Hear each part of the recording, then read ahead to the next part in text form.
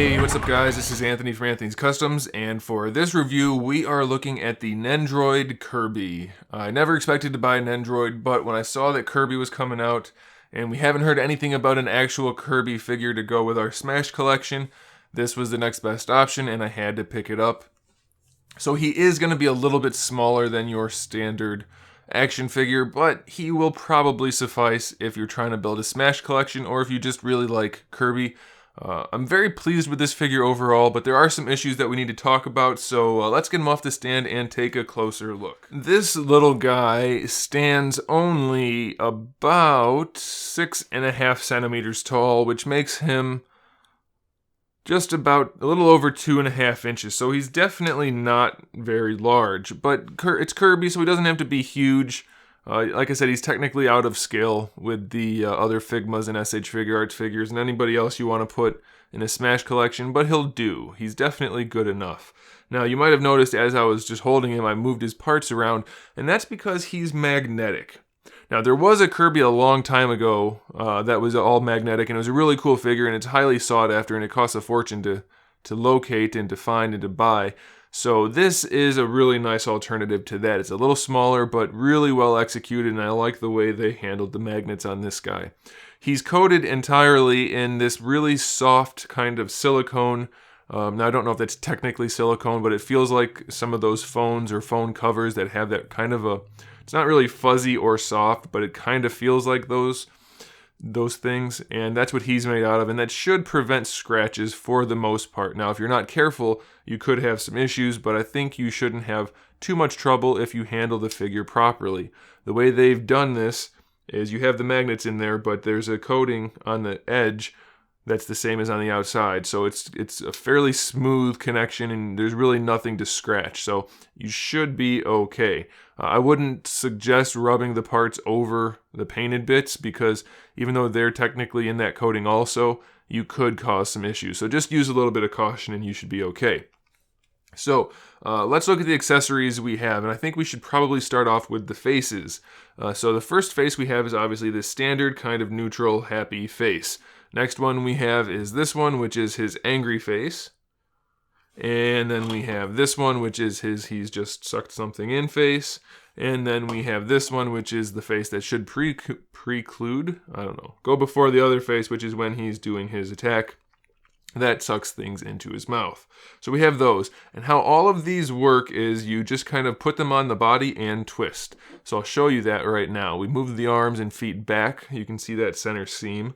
We don't want them to be on top of that while we're doing this. Just kind of grab it and twist, and it will unlock the head, and you can put a new one on. Simple as that, and it's mostly seamless. I mean, it's as good as any seam on a regular figure would be, so that's pretty nice.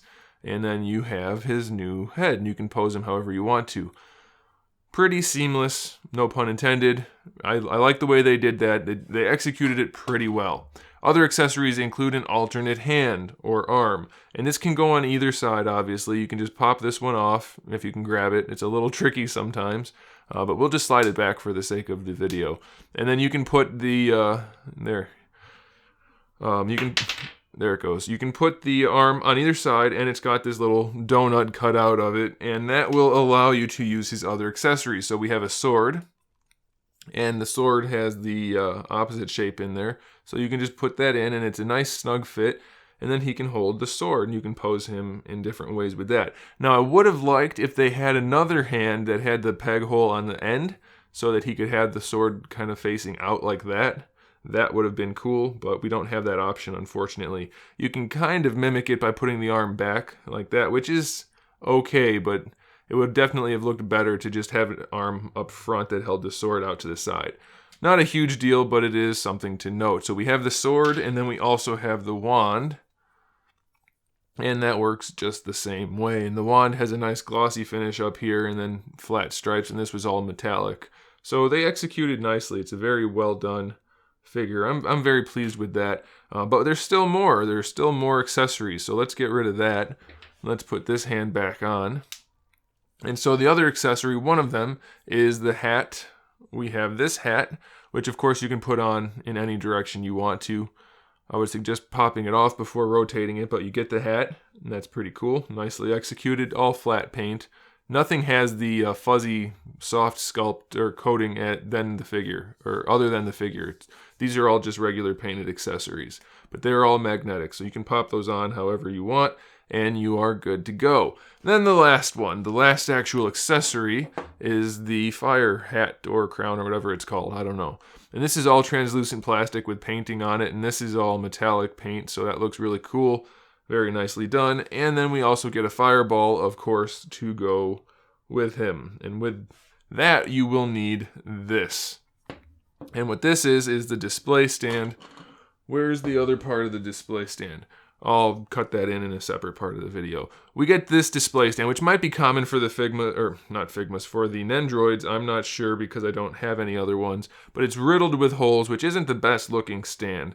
And you can only really use the small ones because the big ones, nothing fits in there. But we get this 3-part stand with the little thing on the end to hold Kirby, which is okay, except he cannot stand really without it. So the only way for him to stand up is to be on this display stand, and you have to kind of do it like that and then put it in that hole in his back. I really would have liked if they made his feet flat, so that, or maybe give you a couple different feet for different poses, but that way you could stand him without the display stage. It's a little bit of a bummer.